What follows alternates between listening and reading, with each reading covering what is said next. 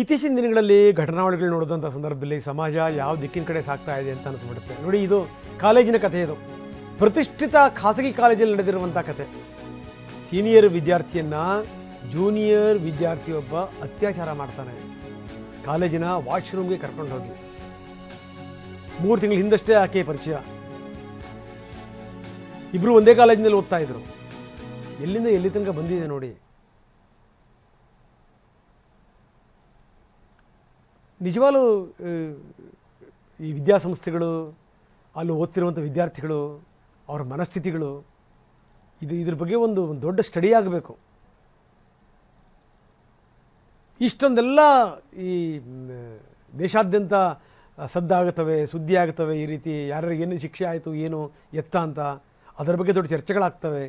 ಇಷ್ಟೆಲ್ಲ ಆದಮೇಲೂ ಕೂಡ ಈ ಅತ್ಯಾಚಾರ ಅನಾಚಾರಗಳು ನಿಂತಿಲ್ಲ. ಅದು ಬೆಂಗಳೂರಿನ ಖಾಸಗಿ ಕಾಲೇಜಲ್ಲಿ, ಪ್ರತಿಷ್ಠಿತ ಖಾಸಗಿ ಕಾಲೇಜಲ್ಲಿ ನಡೆದಿರುವಂಥ ಘಟನೆ ಇದು.